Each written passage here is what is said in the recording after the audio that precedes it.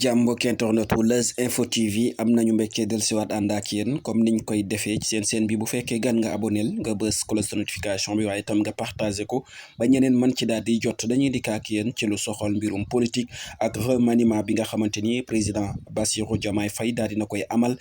ni ki démb ca conseil des ministres moom mi di président Diomaye nag daat nay limogé ay DG yu bari waaye itam daat nay falaat ñenn ci ay PCA moom mi di président Bassirou Diomaye Faye nag ni ki démb ci mercredi ji daal ca conseil des ministres la daal di jël xalimaam ngir limogé ñenn ci ay DG yoo xamante nag gënañ nañ leen a ràññee ci parti bi di Pastef mën nañ cee lim ku ci mel ni Aïda Mbodj bi nga xamante ni moo jiite woon coalition Diomaye président ci ay at wala sax maintenant bu mu ko jiitee ci 1 an et quelque rek la daal di koy limogé maam la ko daal di jëlee ca boppu coalition Diomaye président daal di fay teg kii di madame Aminata Touré waraloon sax mu juróon coow ba ñu bari jàpp ne kii di président Diomaye Faye dafa daal di démentir wala dafa daal di dévier ki nga xamante ni moo di Ousmane Sonko ci bëgg-bëgg ba ma amoon ngir kii daay dem boo jiite coalition bile. gannaaw loolu nag moom Aïda Mbodj daal di jiite coalition APT jamono ji waaye itam teewul mu nekkoon ca li nga xamante ni moo di foofa ca DER moom Aïda Mbodj nekkoon délégué général à la DER moom daal di nañ koy teggee ca boppu DER jamono jile daal di fay teg ki nga xamante ni nag moo di Abdoulaye Niane nekk expert fiscal moom la ñu daal di teg jamono ji mu wutu Aïda Mbodj foofa ca DER naki noonu itam kii di Aline Gueye ñu gën koo ràññee itam ci Pastef moom itam ne plus DG de Petrosen Holding moom mi nga xamante ni moo nekkoon DG bu Petrosen Holding moom mi nag daal nañ ko fay jëlee moom itam ñu ràññewoon ko ci Pastef moom Alioune Gueye daal di koy remplacer ki nga xamante ni moo di Thierno Seydou Ly foofa ca Petrosen jamono jile moom moo ko daal di wutu ki nga xam moo di Alioune Gueye jamono jile naka noonu itam ku gën a na ràññeeku lool ci Pastef JPS Pastef moom mi di Ngagne Demba Touré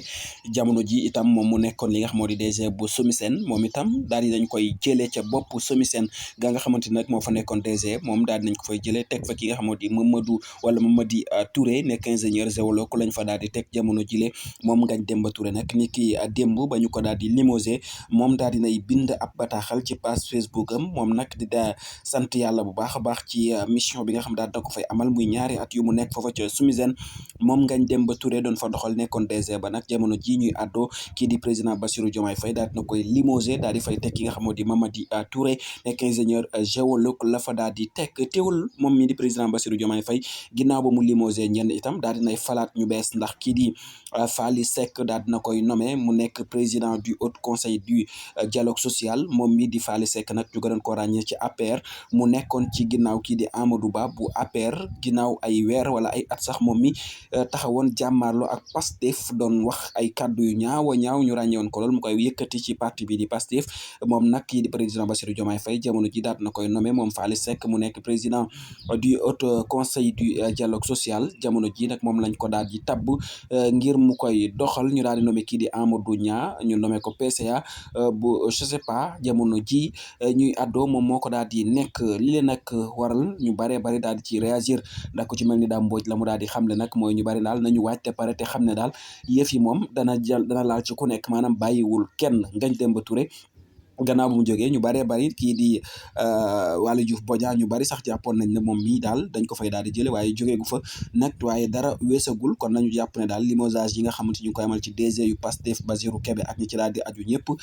jombul kenn kii di Dame Mbodj la mu ko daal di xamal mooy nañ jàpp ne kenn ku nekk daal mën naa bokk ci lu ni mel ndax Dame Mbodj ak fàttali jamono ji daa jël partem seeyal ko ci parti bi di Pastef kon moom jamono ji ab militant wu Pastef la kon daal nañu jàpp ne ñi nga xamante ni ñoo ngi bokk ci Pastef te bokk ci gouvernement wu président Diomaye à tout moment daal mën nañ leen a limogé ci seen poste yi nga xamante ni ca lañ daal di nekk soit ñuy ay DG wala sax ay PCA lum ci mën di dool daal nañu jàpp ne à tout moment mën nañu faa jógee Jean-Michel Sène itam moom daal dinay apporter ab soutien kii di